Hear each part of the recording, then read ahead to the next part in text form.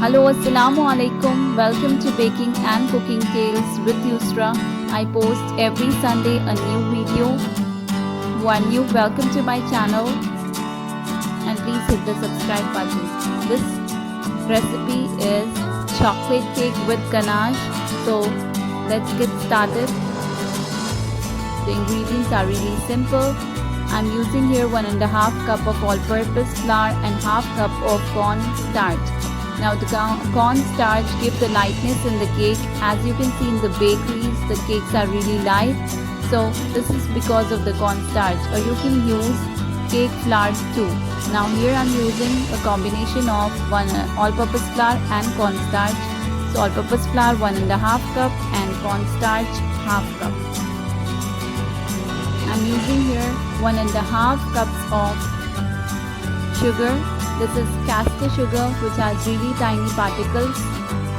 I usually use caster sugar in all my baking recipes, and the caster sugar really absorbs well and really dissolves well in any recipe. So this is about 1.5 cups.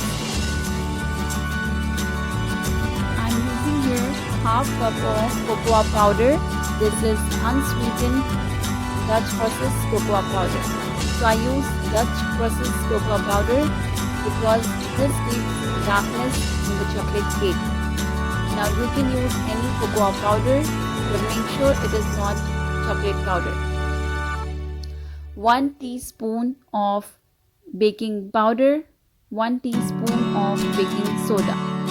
I'm using here half cup of vegetable oil, flavorless, and half cup of butter, unsalted. Now you can use 1 cup of vegetable oil or 1 cup of butter. I'm using here half cup of butter, so this gives flavor, and also half cup of vegetable oil, so this gives the lightness to the cake. I'm using here vanilla bean 1. You can use vanilla essence 2 teaspoons. I'm using here 3 eggs, 3 whole large eggs. I'm using here half cup of espresso, which is hot water, and a teaspoon of espresso powder mix. I'm using here half cup of whole milk. Now you can use 1 cup of coffee or 1 cup of whole milk. I'm using both divided. I'm using here 400 ml of fresh cream. This should be cool, not room temperature, and also 250 grams of dark chocolate.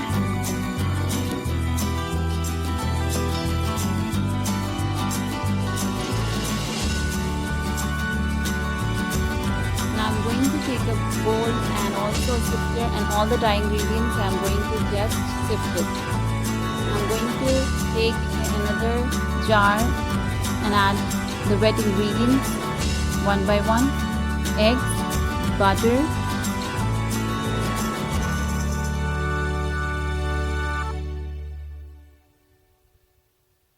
vegetable oil,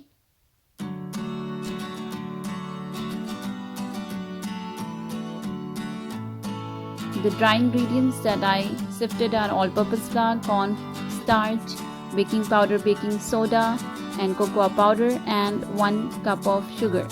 Here I am adding eggs, butter, oil, milk, whole milk I am using here, and coffee, and I am going to add the leftover sugar, and I am going to whisk this with the help of a beater, hand beater. Now after mixing the wet ingredients, I am going to mix this into the dry ingredients. So the wet ingredients and dry ingredients are mixed well. Now at last I am going to add the vanilla bean paste, and I am going to whisk it again. My batter is a flowy batter, and the batter is ready. Now I am going to take the cake tin and brush it with the butter, and then I am going to add the parchment paper and then grease it with the butter and then dust it with the flour. So the cake will be easily coming out. I'm going to add the batter and tap it down so the air bubbles are not there, and I'm going to bake it for about 200 degrees Celsius for 20 minutes or 20 to 25 according to the temperature. Now I've added in a pan my cream, fresh cream, and just little bubbles are coming. Then I have poured it down to the chopped chocolate, and then my ganache is mixed and ready. Now I want it to be more fluffier, so I have to I'm going to put um,